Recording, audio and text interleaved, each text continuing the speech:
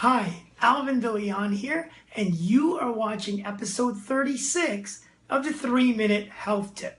In this episode, I'm going to talk about plantar fasciitis or heel pain. If you've ever suffered from pain at the bottom of your foot, at the arch of your foot, especially first thing from waking up in the morning and taking that first step while you put your slippers on as you go to the bathroom, then you know how excruciating this plantar fasciitis or heel pain can be. It's really the fascia, which is the ligaments at the bottom of the arch of your foot, get inflamed, causing severe discomfort, especially with the first few steps in the morning, and then it tends to warm up as you start to walk around. Clinically, we see quite a few cases of people dealing with plantar fasciitis, and again, there's really not a lot in terms of understanding how it comes about. We know that it tends to affect people that are on their feet for a long period of time, that maybe wear ill-fitted shoes, or they're standing and running around a lot, that they tend to be the ones that suffer from this plantar fasciitis, but really there's no real explanation why they just come about, on this particular day. Some of you may have been suffering from this and you've been on your feet for 10 years in the same job. Why is it that only a month ago you start to get this pain when you wake up in the morning? Again, the missing component as we start to really look at the holistic picture when it comes to plantar fasciitis is the unexpected event that you were dealing with around that time that pain showed up. And the conflict theme tied to plantar fasciitis is a performance devaluation. So that means that you're devaluing your ability to perform with your feet. So this happens a lot to people that rely on their feet to do some sort of sport or to do an activity, like a dancer or an athlete.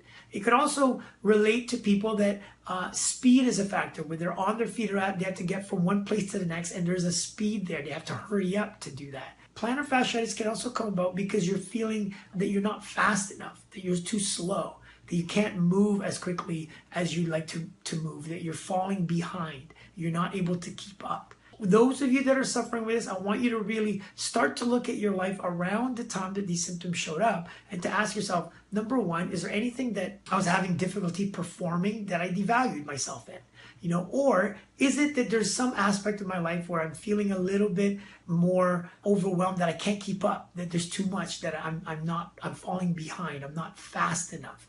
And so I remember a couple of cases where, one woman was dealing with this around the time that the manager at her store quit.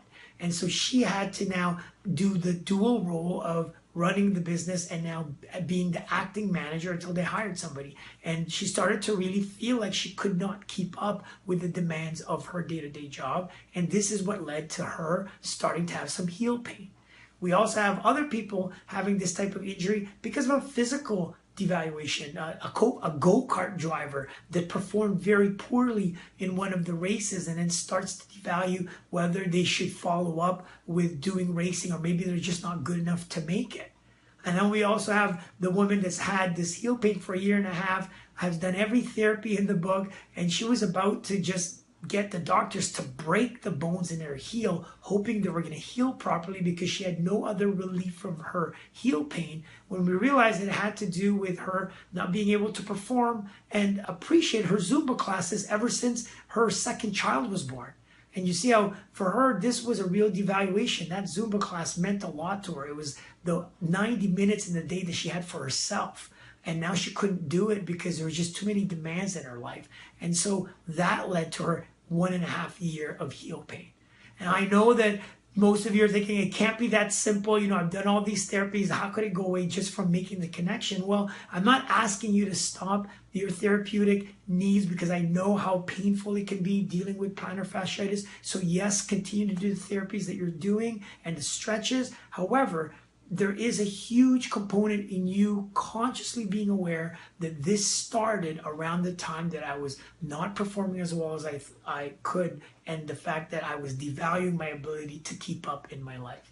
So once you can make the connection, start observing to see if that pain in the heel starts to get some relief. So I hope that tip is valuable. I want to thank you for your time and attention, and I'll see you at the next episode.